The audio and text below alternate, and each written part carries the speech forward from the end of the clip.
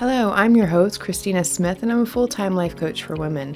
The Inviting Shift podcast focuses on how we can step through this messy journey of life confidently so we can feel good about how we show up and have more connected, meaningful relationships. Or, in short, how we manifest the lives we crave in practical, tangible ways. In today's session, we are talking to two of my favorite clients. Shh, don't tell any of my other clients that. But two of my favorite clients, Erica and Jamie. And without any pre-talking or discussing this ahead of time, I am just asking them about confidence and what they think confidence is, what they have learned about confidence, and how they're using those tools of confidence in their lives. So today, welcome Erica and Jamie. You both for being here today and being brave to share what's been going on for you and all the things that you've been learning about yourself and confidence over the last year.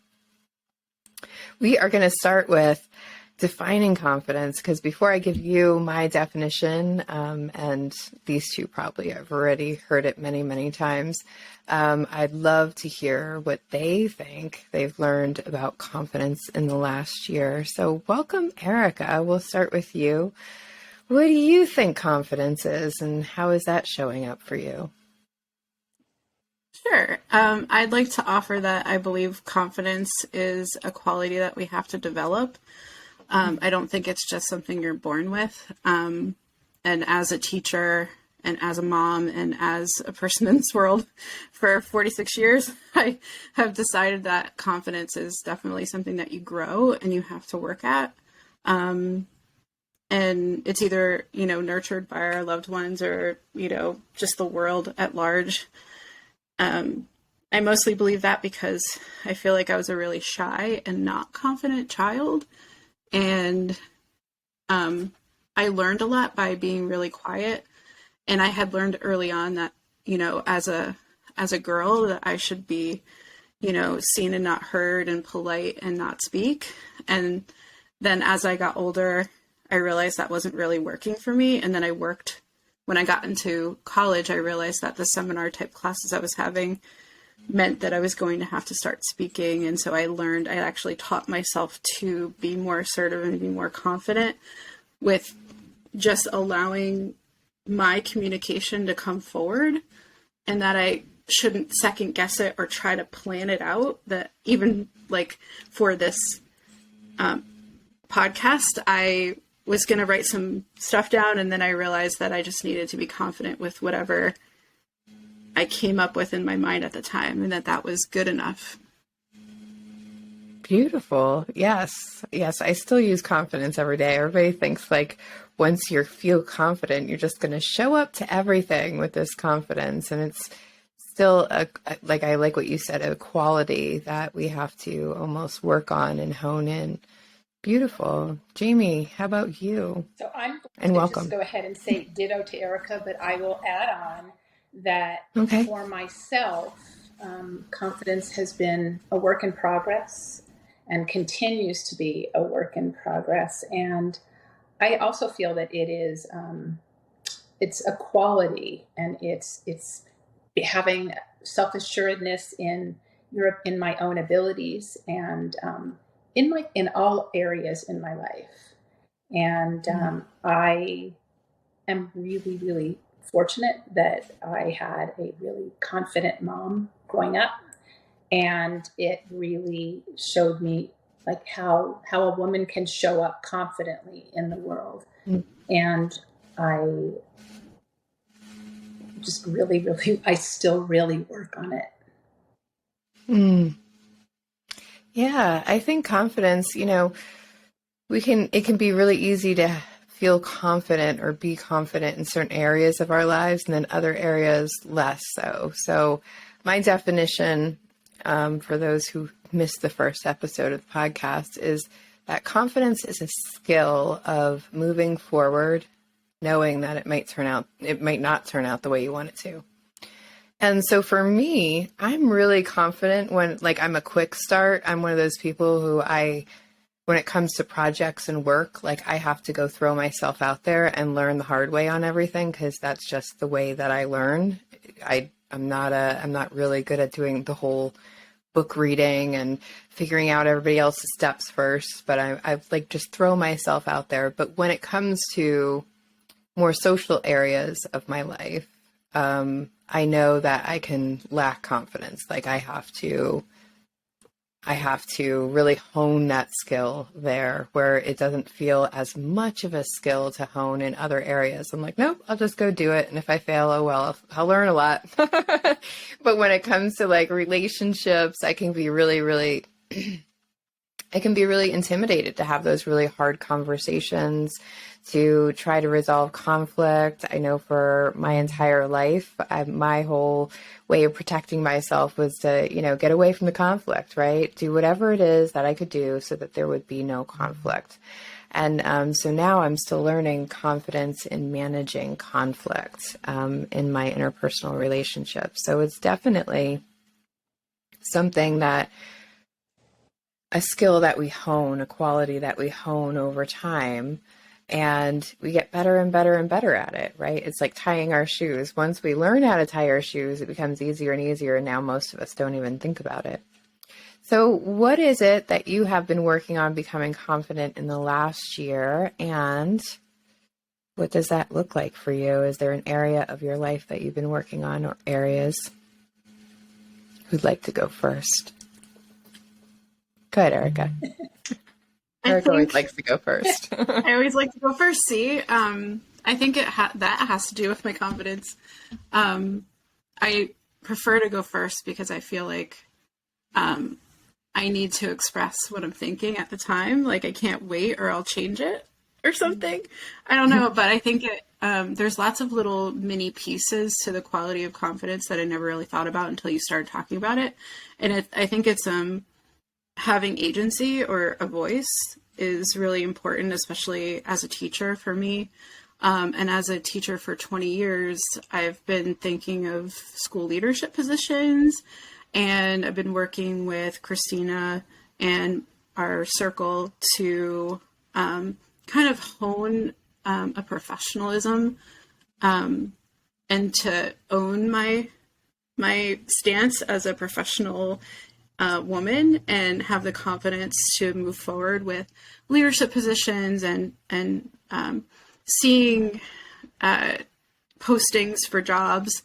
And instead of thinking this is, unreachable for me, now I think that I should go for it. And it's because of the work that we've been doing in the past year with you, Christina, that has led me to apply for jobs that I normally would think, oh, I probably wouldn't get it, or I'm not good enough for that kind of job. And instead I've been thinking like, this is something that I've worked toward and that I deserve, and that they would be, so it would be good for me to have that type of job, and they would, have the best person for the job if they, hired me. And so I didn't end up getting any of the positions, but I was a finalist for a position that I really, really wanted. And it was only because of the work that we've done in the past year. Yeah. So it sounds like that imposter syndrome that everybody talks about. Yeah. And I really don't jive with that. I think you're just learning to be in shoes. So you're stepping into something new, and that's always a little scary. And I love when people are like, oh, I just have to wait till I feel confident and then I'll move forward. And it's like, just in that example alone, like men who are 60% qualified for this job would apply for it and have no problems. Like, and yet like you have all of the things that you need, all the boxes checked, and yet you still struggle with seeing, is that enough? Because it's hard to step into those shoes. These are new shoes for Erica because she's a teacher now. And so this would be stepping into more administrative positions. And that can be scary until we see ourselves that way. And yet, like, if we waited for confidence, it would just never automatically pop up, right? Like, it's like you said, it's that quality that we have to hone into and go, okay, I feel the fear and I'm going to keep walking. because I may not get what I want, but I'm surely not going to get what I want if I don't apply at all. And I think that has to do with the culture of what's around me, is that most of the people that get the jobs are white men, and it's hard to break through. But if we're going to change the way the system is, then we have to change the way we're thinking about it. Mm-hmm. And sometimes we prescribe to these old-fashioned ways of thinking and really wrong ways of thinking because that's just what we've seen in our lives. But really, if we want to really change the way school is, with all the problems that we're having with post-COVID or COVID-related issues with learning loss and all kinds of stuff, that the only way we're going to change that is if we get different kinds of thinking. And the only way we're going to get different kinds of thinking is if we allow the people that really have that different way of thinking into those positions. And of course, it's been rough for me because the people that keep getting hired are white men. The same, like they say they want to change their school, they want to make their school better, but they're just hiring the same kinds of people. Yeah. And like you said, it's also up to us as well, because we have to be confident enough to stand up and go, yes, that actually I can fit here. I can be heard. I can speak my truth. And that can be really, really scary. And so that's one place where we can hone our confidence, I think, is speaking truth in our life, wherever it is, no matter how hard it is. Beautiful. Thank you, Erica. And how about you, Jamie? What have you been working on? So I feel like this year has been just a huge growth year for me in terms of confidence, and like the main areas where I see it and I feel really, really wonderfully about it is in holding boundaries in personal relationships, and even like having that just super, super difficult conversations in challenging relationships, and not, and even if like stepping into that discomfort and not being afraid that knowing that I'm speaking my truth and I'm being an authentic version of myself. And it just, I mean, it's pretty amazing when I think about what a lack of confidence I had in terms of boundaries and in some of my personal relationships a year ago and where I'm at now. And I'm number one, I'm really happy. And I'm really proud that I stepped into some of this area of fear and unknown. Yes, you have had challenging relationships this year for sure. And you have been speaking your truth, where maybe in the past, I know you may have been walking on eggshells, also like me in some ways, trying to avoid the conflict and just keep the peace. And instead you've learned, so what have you learned from speaking your truth? How has that impacted your relationship? I mean, even if it's just the relationship with yourself. It has really helped me, I guess, to learn more about like how I feel about everything and what feels comfortable and what is really uncomfortable and what might be like the make it or break it kind of ideas. Yeah, beautiful. Beautiful. Yeah. So there can be courage in relationships when we have to speak our truth or just have a difficult conversation, a conversation that we fear.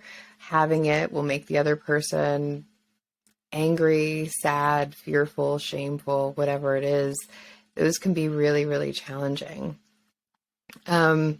And then there's confidence in our work. How do we step into those new roles without feeling like we're an imposter? Because we're not. We're just learning. It's like telling a 2-year-old that they're an imposter of an adult. Like, no, they're still learning. So it's okay. And then there's lots of other areas too. Yesterday, while I was laying around the house here in Colorado, it was a shocking 60 degrees for the beginning of September. It's pretty impressive. And it was raining all day. And of course I had things planned. I was going to work in the garden and do the pickling and do the this and do the that. And I thought about like, well, if I just lay on this couch all day because I wasn't feeling good, how am I going to feel about myself later, right? And I can talk myself out of allowing myself just a lazy day. That's like how far my confidence, right? That's a wound that says to me that I don't trust that if I rest today, everything's going to be okay. And so I actually had to step into, no, Christina, it's okay if you're lazy today and you get nothing done and all you do is rest. So for me, confidence even needs to come in when it comes to rest. Because for me, it can take a lot of courage to just stop and be like, the world's not going to fall apart if I just lay down now and watch some TV. It's not going to be the end all be all, right?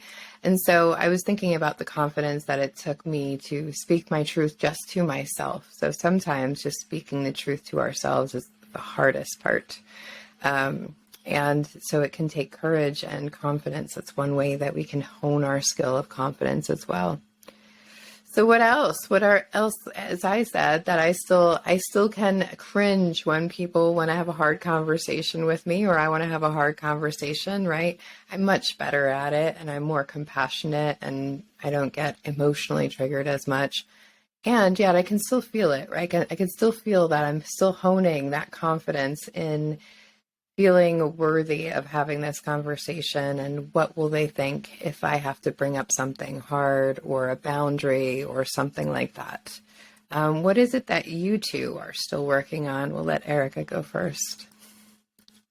Well, you really struck a chord with me because I feel like often when people ask me how I overcame a challenge, often I'm told, well, you're just really good at that. Or I wouldn't be able to do that. So for instance, like when I did a workout challenge called 75 Hard, people were like, well, how did you start this really tough challenge where you had to work out twice a day? Like, walking was considered a workout. It wasn't crazy.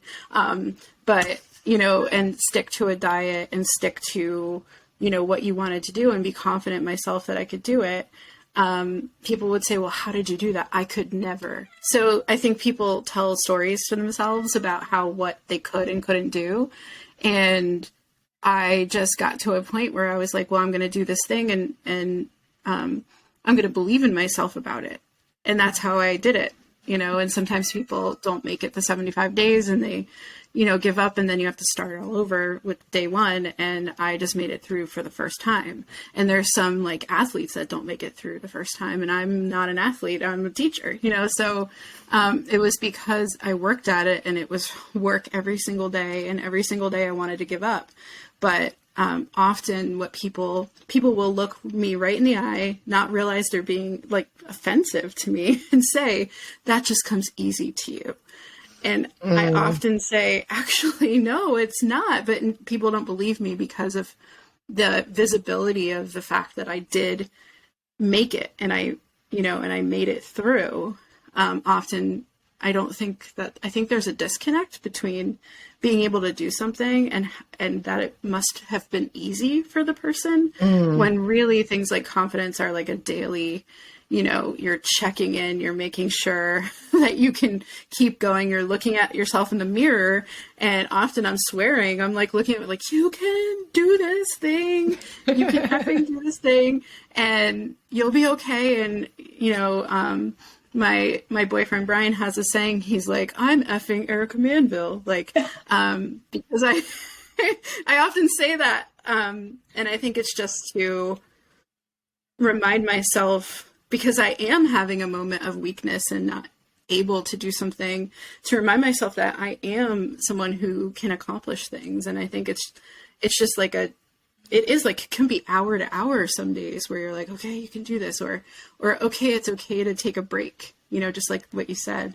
to be confident in your own choices day to day, hour to hour is sometimes work. And then other days it comes naturally, I think it's a neural pathway thing, right? Whatever pathways you keep going and you keep trying to do, it becomes easier and easier. And I think that that's true.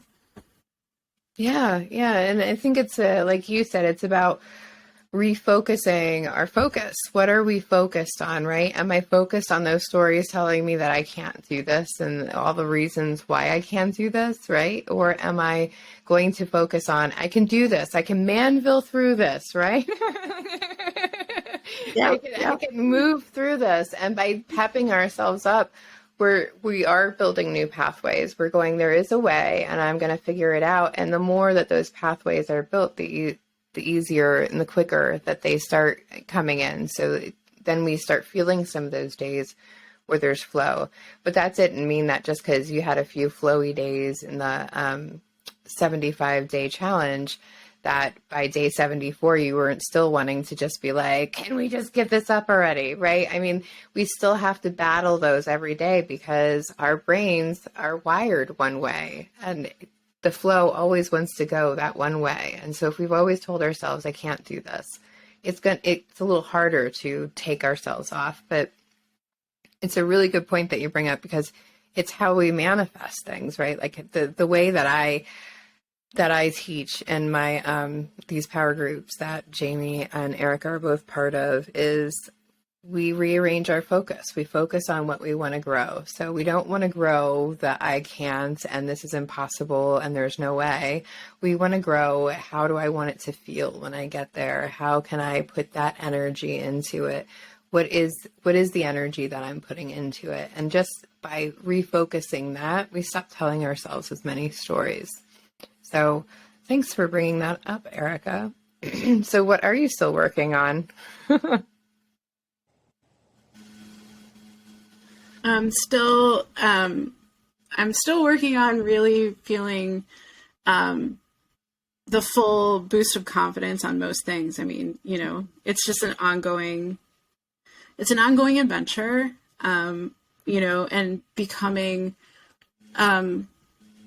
understanding when to have grace with yourself and understanding when to speak up and when it makes sense to allow others to have a voice is something that I work on. I mean, I definitely always want to answer first, always want to go first. And sometimes that doesn't make any sense. Like you need to know when to assert yourself and when not to. And it's a nuanced dance that you play where you have to be able to read cues from other people and understand the situation and understand that sometimes people are intimidated by your confidence.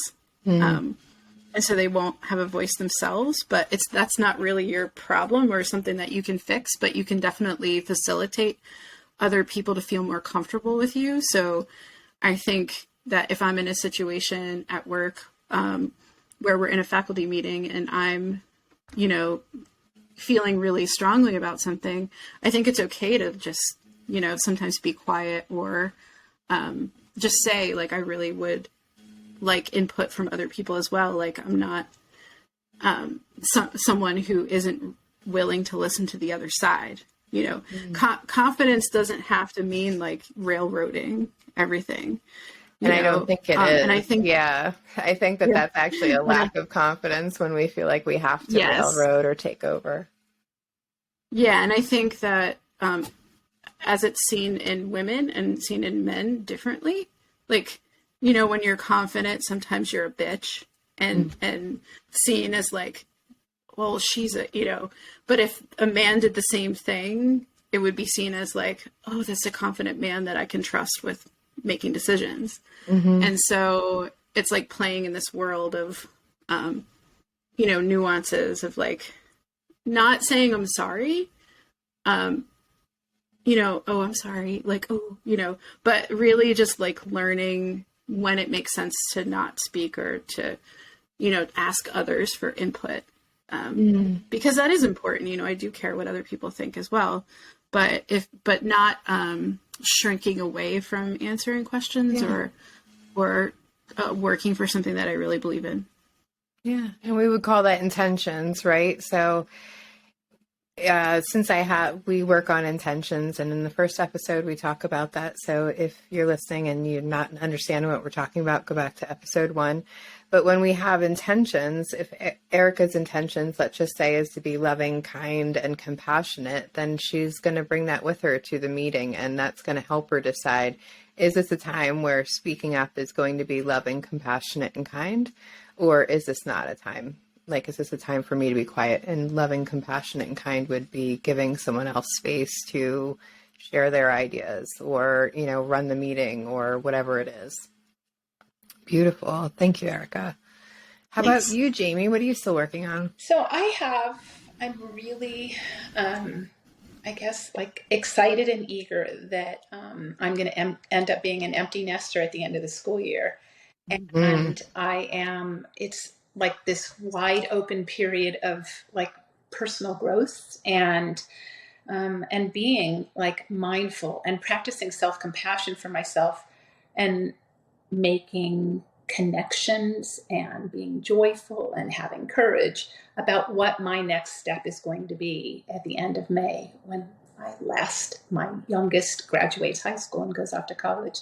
And having that confidence has really like helped me reach out to businesses and figure out what I want to do, what's going to make me happy for my next step. And I have a handful of friends who are already empty nesters, and a fair number of them we're polarized with fear about this next step, about being an empty nester. And I am choosing to be open and to just like enjoy this period. And I find it really exciting because it's endless. I can create a second career.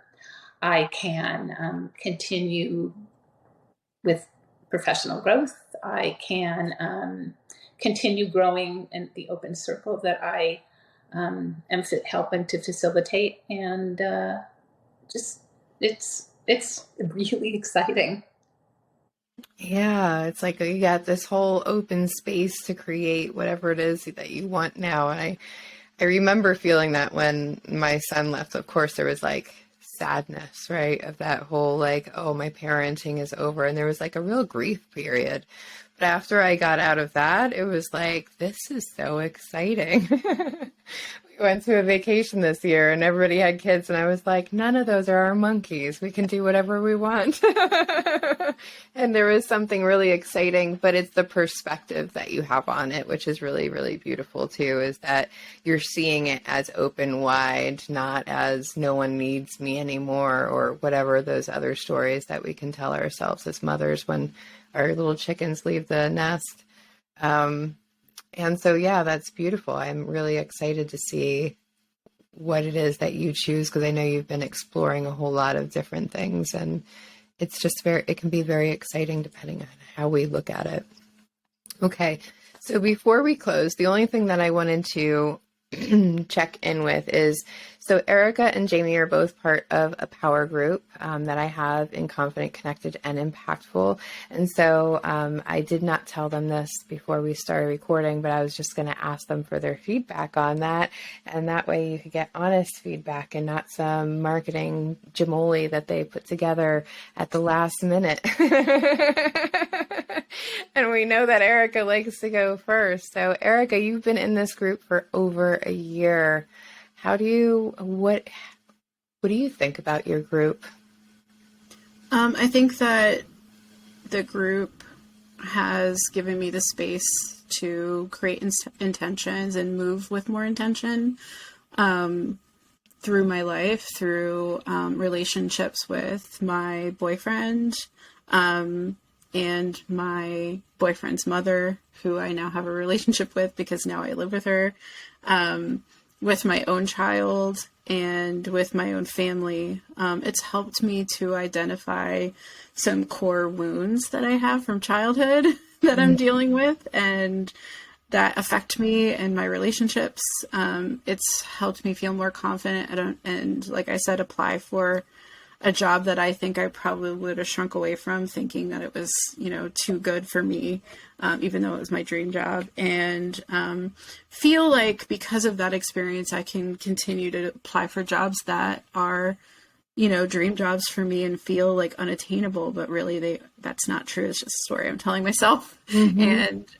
just feeling, just to the basic core of what's going on in our group, is just feeling like I have people that are really listening to me, hearing me, and understanding what's going on, which, like, is really important. I mean, I guess before we started, I never realized that that's what was missing in my life. And people say, like, you know, that people will ask me, like, what's going on, you know, with, you know, how are you moving through this? And I'm always like, I have a circle of women who, you know, 3 times a month will, you know, I can listen. And sometimes it's really just listening to what's going on with them and not even saying anything or having any, you know, any discussion. It's really just listening and knowing that even though it's different, that everyone's going through life and it's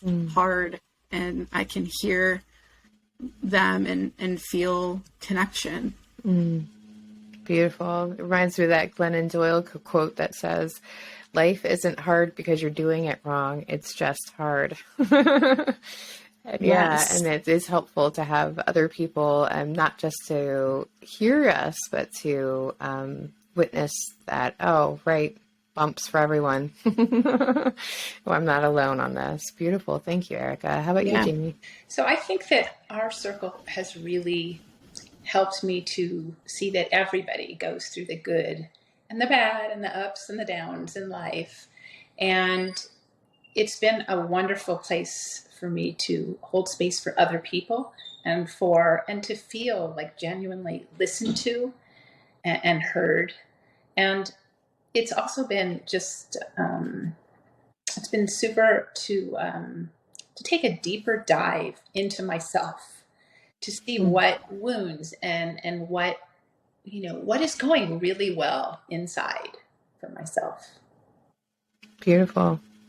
Beautiful. Well, that is it for our little discussion. If you have questions for my clients in the future, because you're like, hey, I think Christina makes some of this stuff up, hey, send them to me. I'll be happy to ask them. I'm sure they'll give you answers. We might have them back on for a different topic. So if you're interested in the program, you'll hear about it in just a second. And that's it for Erica and Jamie and myself today. So thank you, women, so much for being brave and coming on and sharing what's going on in your life and how confidence is shifting how you are moving forward. So thank you. Thank you. Thank you. Thanks for tuning in. And if you want to be in a small group of women who get guidance from a life coach and also the support of other deep connected relationships in your life, then I suggest that you go to Confident, Connected, and Impactful Coaching Program. You can find that at a link around here somewhere, or Christina-Smith/CCI. And you can set up an application call and we can see if the program is right for you. Hey, beautiful human, just one more quick thing before you go. Thank you so much for hanging on there. I'd love to hear what you want to learn about or what you're struggling with. If you're feeling stuck, maybe you have struggles in relationships, not sure where you should go next, struggling with purpose or meaning in your life, tell me all about it and I will reply, may even use it in a show, anonymously if you choose, of course. Please write to me by clicking on the contact button around here or emailing me at christina@christina-smith.com. I'd also love to hear your feedback, positive or constructive. Be sure to rate and review and share this podcast. We're new and we can use all of the help that we can get. Thanks so much, and remember to be gentle with your humanness.